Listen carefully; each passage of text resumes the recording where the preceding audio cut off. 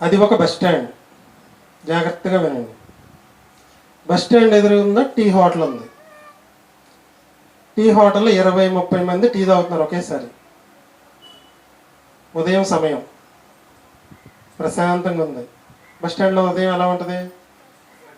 రద్దీగా ఉంటుంది. ఎప్పుడూ రద్దీగా ఉంటుంది బస్ స్టాండ్. బస్ స్టాండ్ ఎదురుగా టీ హోటల్ ఉంది. టీ హోటల్లో 20-30 మంది టీ తాగుతాకి నుంచున్నారు, టీ తాగుతూ ఉన్నారు. సడన్గా 2 బళ్ళు ఎదురు బదురు వచ్చి గుద్దేసుకున్నాయి. ఈ టీ తాగే 20 మంది బస్ స్టాండ్లో ఉన్న వాళ్ళందరూ అలా చూస్తున్నారు.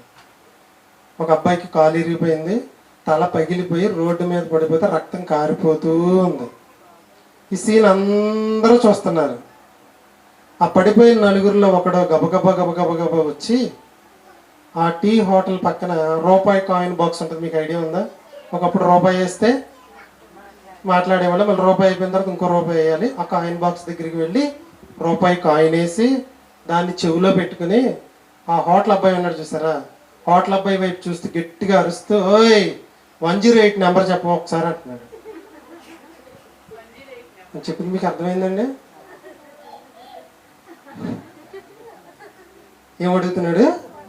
ఓయ్ మా ఫ్రెండ్కి కాలు ఇరిగిపోయింది, తల పగిలిపోయింది, రక్తం కారిపోతుంది, అర్జెంటుగా 108 బండి ఇక్కడికి రావాలి, నాకు కావాలి అర్జెంటుగా, రూపాయి కాయిన్ వేసాను, నాకు 108 నెంబర్ చెప్పవా అని అడుగుతున్నాడు. వాడు బండి మీద 108 చూశాడు. ఆ బండి రావాలంటే అది నొక్కాలనే విషయం వాడికి తెలియదు. ఈరోజు సమాజంలో ఉన్న మనుషుల పరిస్థితి కూడా అంతే. ఈరోజు డేట్ ఎంత అంటే ఎంత వేస్తారండి? 15/9/2025. ముందేమేస్తారు?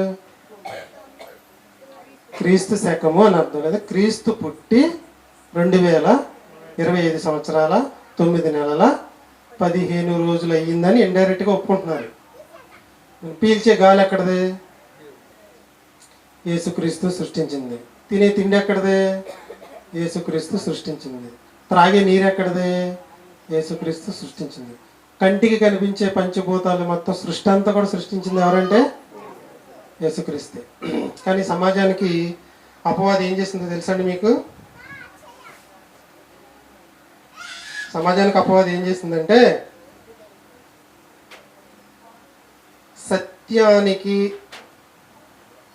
సత్యానికి ఏం చేసిందంటే, సత్యము అంటే ఏంటండి? నీ వాక్యమే సత్యము అంటే యేసుక్రీస్తు మాటలే సత్యము. ఆ సత్యం చుట్టూ ఏం చేసిందంటే అపార్థము అనే పెద్ద కోట కట్టింది. చాలా జాగ్రత్తగానండి. అపార్థము అనే పెద్ద కోట కట్టింది. సత్యం చుట్టూ ఏం కట్టింది? అపార్థం అనే పెద్ద కోట కట్టింది. ఎవరు కూడా సత్యం దగ్గరికి రాకుండా. ఒకవేళ ఆ కోటలోనికి ఎవరైనా వచ్చేస్తారేమో అని ఏం చేసిందంటే అనుమానం అనే ఒక ప్రాకారం కట్టింది. దాని చుట్టూ అనుమానం అనే ప్రహరీ గోడ కట్టింది. దేని చుట్టూ? సత్యం కనపడకుండా కోట కట్టింది. కోట చుట్టూ ప్రహరీ కట్టింది. ఒకవేళ ప్రహరీ దూకి కూడా వచ్చి సత్యాన్ని తెలిసేసుకుంటారేమోనని ఆ ప్రహరీ చుట్టూ పెద్ద కందకం తవ్వింది. కందకం తవ్వాను, ఓకే, ఆ కందకంలో నుంచి మనిషి దిగి మళ్ళీ వచ్చి సత్యాన్ని తెలుసుకుంటాడని ఏం చేసిందంటే దాంట్లో నీళ్లు పోసింది. ఆ నీళ్ళు ఏంటంటే పాపం అనే నీళ్లు. కందకం ఏంటంటే మత ఛాందసవాదం అనే కందకం. ఫస్ట్ నేను చెప్పమంటారా? సత్యం చుట్టూ అపార్థం అనే కోట కట్టి, అనుమానం అనే ప్రహరీ కట్టి, మత ఛాందసవాదం అనే కందకాన్ని తవ్వి, పాపం అనే వాటర్ని దాంట్లో పోసి, నీటిలో జీవించే జీవులు తెలుసు కదా మీకు, ఏంటవి? దాంట్లోకి ఏం పెట్టిందంటే అవివేకము, అజ్ఞానము, మూఢత్వం అనే మొసళ్ళను వదిలిందంట. నువ్వు సత్యం దగ్గరికి వెళ్ళాలంటే ఎంత కష్టమో అర్థమైంది. ఇప్పుడు సత్యం దగ్గరికి వెళ్ళాలంటే వీటన్నిటినీ దాటుకుని వెళ్ళాలి. ఇంకోటి ఏం చేసిందంటే, మొదట ఏం చేసిందండి? అపార్థం అనే కోట కట్టి, అనుమానం అనే ప్రహరీ కట్టి, మత ఛాందసవాదం అనే కందకాన్ని తవ్వి, పాపం అనే నీటిని పోసి, అవివేకము, అజ్ఞానము, మూఢత్వం అనే మొసళ్ళను దాంట్లో వదిలి, దాని ఒడ్డున ఏం చేసిందంటే అపోహలోనే రాళ్ళను పెట్టుకుని కూర్చుందంట. ఎవరైనా సత్యం దగ్గరికి రావాలని చూసి సత్యాన్ని తెలుసుకోవాలని మనసు వచ్చిన వెంటనే అపోహలని రాళ్ళని వాళ్ళ మీద ఇసిరిద్దంట. ఓకే, అవి తప్పించుకుని వచ్చాడు అనుకోండి, ఇక్కడేమన్నా ఇంకా మళ్ళీ మొసళ్ళు ఉన్నాయి. మొసళ్ళని కూడా తప్పించుకున్న తర్వాత ఏముంది? పాపం అనే వాడరా, నేను ఏ పాపం చేయకుండా ఉంటానని నువ్వు సిద్ధపడి ఇంకా ముందుకు వస్తే అపార్థము, అనుమానం అవి కూడా లేకుండా వచ్చి ఇక్కడ కూర్చుని మీ అందరూ కూడా ఎవరి దగ్గరికి వచ్చారంటే అపవాది కట్టిన కోటలన్నింటినీ బద్దలు కొట్టుకుని సత్యాన్ని తెలుసుకోవడానికి వచ్చారు. ఒక 10 సంవత్సరాల క్రితం ఇక్కడ ప్రార్థన పెడితే యాకోబు గారు, అలావిడి, నేను, మా ఆవిడి, సర్వేశ్వరరావు గారు, హరిబాబు, రాజేష్, అంతే. అప్పటికి ఆ కొడుకులకు పెళ్ళిళ్ళు అవ్వలేదండి. వాళ్ళ అమ్మాయి వస్తే వాళ్ళ అమ్మాయి ఉండేది. తర్వాత తర్వాత తర్వాత తర్వాత యాకోబు గారు అన్న ఫ్రెండ్ అలా ఆవిడ వచ్చేవాళ్ళు. ఈరోజు కుర్చీలు లేసు కూడా సరిపోవట్లే. మీ అందరూ ఏం చేశారంటే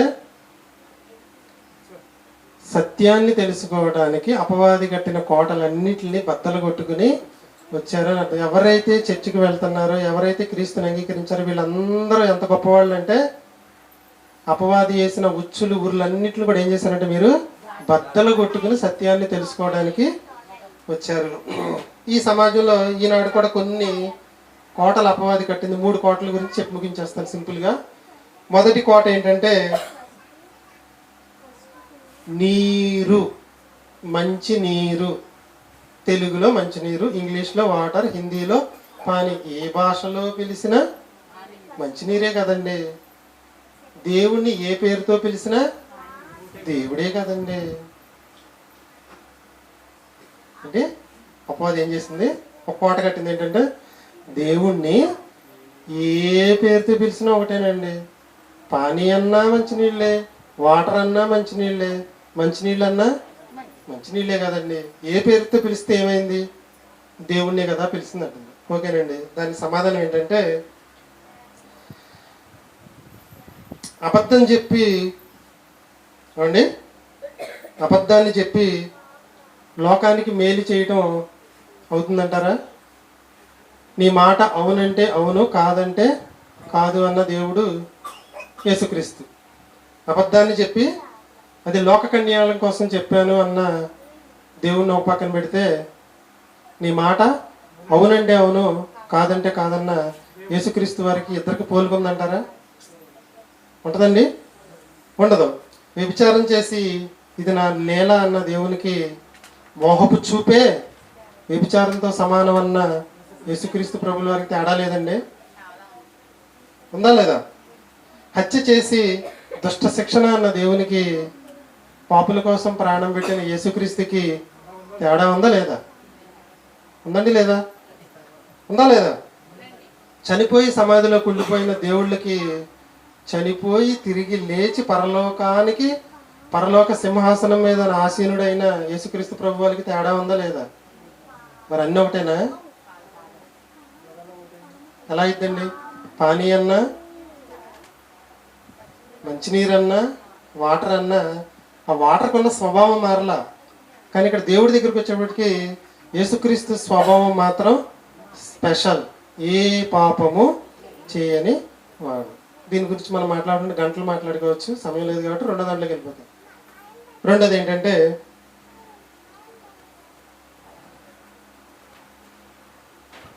రెండవ కోట మీ అందరికీ తెలిసిందే. అన్ని మతాల సారం ఒకటేనండి. ఇదైతే ఏమైంది? అన్ని మతాల సారం ఒకటే. అన్ని మతాల సారం ఒకటే. అసలు ఎన్ని మతాలు ఉన్నాయి? ఎందుకు? సుమారు 4200 మతాలు ఉన్నాయంటండి ఈ భూమి మీద ప్రస్తుతానికి. సుమారు 4200 మతాలు ఉన్నాయి. ఈ 4200 మతాలని 2 భాగాలుగా మనం చేస్తే ఒక భాగం ఏంటంటే 4119, ఒక భాగం అయితే యేసుక్రీస్తు సంబంధించింది మాత్రం ఒకవైపు. ఆ మతాల సారం అంతా ఏంటంటే మానవులందరూ స్వతహాగా మంచివాళ్ళేనండి. ఈ చుట్టూ ఉన్న పరిస్థితులను బట్టి పాపం చేయటం అనేది జరుగుతుంది. దాన్ని పోగొట్టుకోవాలంటే దానాలు ధర్మాలు చేస్తే స్వర్గలోక ప్రాప్తి వస్తుందని వాటి సారాంశం. మరి యేసుక్రీస్తు ప్రభువుల వారు ఏం చెప్పారంటే చిన్న ఉపమానం చెప్తాను మీకు అర్థం అవడానికి. కుష్టు రోగి అంటే మీ అందరికీ తెలుసు. కుష్టు రోగిని సెంటు నీళ్ళల్లో స్నానం చేయించి పట్టు వస్త్రాలు వేసినప్పటికీ 1-2 గంటల తర్వాత కుష్టు వాసన వస్తుందా రాదా? వస్తుందా రాదా? పాపపు వాసన వస్తానే ఉంటుంది. అందుకని యేసుక్రీస్తు ప్రభువు వారు ఏం చెప్పాడంటే, ముందు మీరు తీసుకోవాల్సింది ఏంటంటే పాపపు వాసన పోగొట్టుకోవాలి. పాప వాసన పోగొట్టుకోవాలంటే చెప్పండి, సృష్టిలోనికి వచ్చిన సృష్టికర్త యేసుక్రీస్తు మనందరి కోసం మరణించి తిరిగి లేచి పరలోకానికి వెళ్ళాడు కాబట్టి ఆయన నామంలో మనం అందరం కూడా బాప్తిస్మం ఎవరైతే తీసుకుంటారో వాళ్ళందరూ కూడా పుణ్యాత్ములుగా మారుతారు. అప్పుడు చేయి, నువ్వు ఏం చేస్తావు? దానాలు చేస్తావు, ధర్మాలు చేస్తావు, పుణ్యకార్యాలు చేస్తావు. మరి మిగిలిన మతాల సారాంశం అంతా ఏంటంటే దాన ధర్మాలు పుణ్యకార్యాలు చేస్తే స్వర్గానికి వెళ్తారు. కానీ ఈ ఒక్కదాని సారం ఏంటంటే, అన్ని మతాల సారం అదైతే క్రైస్తవం యొక్క సారం ఏంటంటే క్రీస్తుని నమ్మి బాప్తిస్మం తీసుకుని పాపాలను కడుక్కుంటేనే స్వర్గలోక ప్రాప్తి, కడుక్కోకపోతే నరకలోక ప్రాప్తి. ఆయన యందు ఏ పాపము కూడా లేదు. అపవాది కట్టిన 3వ కోట చెప్పమంటారా? 3వ కోట ఏంటంటే, మరణం తర్వాత అందరం దేవుడి దగ్గరికి వెళ్ళిపోతామండి. ఎందుకు ఈ బాధలన్నీ? మనకి కొండ ఉంటుంది, కొండ చుట్టూ పెద్ద రౌండ్ ఉంటుంది. నేను ఈ పక్క నుంచి ఎక్కుతున్నాను, నువ్వు ఆ పక్క నుంచి ఎక్కుతున్నావు, నువ్వు ఆ పక్క నుంచి ఎక్కుతున్నావు, ఇంకో పక్క నుంచి ఎక్కుతున్నారు. అందరూ ఎక్కడికి వెళ్తారంటే కొండ చివరికే కదా వెళ్ళేది. నువ్వు ఒక దేవుడు, నువ్వు ఒక దేవుడు, నువ్వు ఒక దేవుడు. అందరూ ఎక్కడికి వెళ్ళిన తర్వాత చచ్చిపోయిన తర్వాత ఎక్కడికి వెళ్తారంటే ఆ దేవుడి దగ్గరికి వెళ్తారండి. ఇదంతా ఎందుకు మనకి? ఏది నమ్ముకున్నా ఒకటే, ఏదైనా ఒకటే అని కోట కొట్టడం అనేది జరిగింది. డాక్టర్ గారు జ్వరం వచ్చింది, ఏదో టాబ్లెట్ ఇచ్చిండి అంట, వెళ్ళి జ్వరానికే వేసుకోవాలి. పరీక్షల్లో విద్యార్థి కూర్చుని ఏది పడితే అది రాసేసామండి, ఏది పడితే అది రాసానండి, నన్ను మార్కులు వేసేయండి అంటావా? ఎందుకు కుదరదండి? ఏది రాస్తే అది కుదిరిద్దండి. వంటలో సాల్ట్ బదులు సర్ఫ్ వేసారు అనుకోండి, ఏదైనా తెల్లగానే ఉంది కదా. అక్కడ మాత్రం మోషన్స్ అవుతుంది, అక్కడ మాత్రం రూల్స్ మాట్లాడుతున్నారు, ఇక్కడ మాత్రం ఏదైనా ఒకటి అంటే కుదిరిద్దండి. సరే, చిన్న మాట చెప్పి ముగిస్తాను. దేవుళ్ళు 2 రకాలండి. మీరు నమ్ముకున్న దేవుడు ఎవరో ఇప్పుడు తేలిపోద్ది మీకు. దేవుళ్ళు 2 రకాలు. మనిషిని సృజించిన దేవుడు, మనుషులు సృజించిన దేవుడు. మీరు నమ్మింది ఏ దేవుడినో తెలుసుకోండి. మనిషిని సృజించిన దేవుడు, మనిషి చేత సృజింపబడిన దేవుడు. మీరు ఎవరు నమ్ముకున్నారు? మనుషుల చేత సృజింపబడిన దేవుళ్ళు అందరూ ఎక్కడున్నారో మీకు తెలుసు. మనుషులను సృజించిన దేవుడు ఎక్కడున్నాడో కూడా మీకు తెలిసిన. ఇప్పుడు ఎక్కడున్నాడు? పరలోక సింహాసనమే, తండ్రి సింహాసనం కుడి పార్శ్వమున ఆసీనుడై 2వ రాకడలో రావడానికి సిద్ధంగా ఉన్నాడు. మీ కంటికి కనిపించే ప్రకృతి అంతా కూడా చేసింది ఎవరంటే యేసుక్రీస్తు ప్రభులు వారే. చేసింది ఆయనే, సృష్టికర్త ఆయనే. నువ్వు తినే తిండి, కట్టుకునే బట్ట, మొత్తం అన్నీ కూడా ఈ ప్రకృతిలో ఉన్న ప్రతిదీ కూడా సృష్టించింది ఎవరంటే యేసుక్రీస్తు ప్రభులు వారు. మీరు ఆయన నమ్ముకుంటేనే పరలోక ప్రాప్తి. ఆయన బ్రతుకున్న కాలంలో చెప్పిన మాట ఏంటంటే, నేనే మార్గము, నేనే సత్యము, నేనే జీవము, నా ద్వారా తప్ప ఎవడను తండ్రి యొద్దకు రాడు అని ఒక్క మాటతో దాని కోటలన్నింటిని ఏం చేశాడంటే బద్దలు కొట్టాడు. నేను కూడా ఒక మార్గం వల్ల, నేనే, నా ద్వారా తప్ప అంటే ఏకైక మార్గం. నువ్వు స్వర్గానికి వెళ్ళాలి అంటే ఏకైక మార్గం ఎవరు అంటే యేసుక్రీస్తు ప్రభుల వారు. యాకోబు గారు ఈరోజు ఇక్కడ ప్రార్థన ఏర్పాటు చేయడానికి కారణం ఏంటంటే, బైబిల్ గ్రంథంలో యోబు గారు తెలుసండి మీకు? యోబు గారు ఏం చేసేవాడు తెలుసా మీకు? తన కుమారులు హృదయములో దేవుని మీద ఏమైనా విరోధముగా పాపము చేశారేమోనని అనుదినము వారి కోసం బలర్పించేవాళ్ళంట. ఎవరు? యోబు గారు. పిల్లల విషయంలో ఎంత శ్రద్ధ తీసుకున్నారండి. ఈరోజు ఇక్కడ కార్యక్రమం ఏర్పాటు చేసింది కూడా వాళ్ళు, వాళ్ళ కుటుంబంలో అందరూ, బంధువులు అందరూ కూడా దేవునికి సంబంధించిన 4 మంచి మాటలు నేర్చుకుంటారని సదుద్దేశంతో ఇక్కడ ఏర్పాటు చేయడం అనేది జరిగింది. సహోదరుడు కృష్ణ చాలా మంచి మాటలు చెప్పాడు. దేవుడు మనుషులను ఎన్ని రకాలుగా సృజిస్తాడు. అలాగే హరిబాబు కూడా మంచి తల్లి గురించి చెప్పడం అనేది జరిగింది. నేను యేసుక్రీస్తు గొప్పతనం గురించి చెప్పడం జరిగింది. పిల్లవాడి గురించి 4 మాటలు చెప్పి ముగింపు ప్రార్థన సర్వేశ్వరరావు గారు చేస్తారు. ముగించుకుందాం.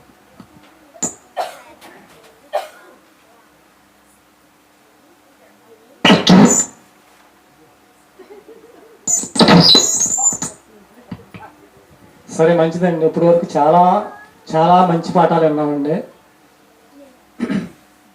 బైబిల్లో గర్భఫలము దేవుడిచ్చు బహుమానం అని ఉందండి. ఇది గర్భఫలానికి సంబంధించిన కార్యక్రమం కాబట్టి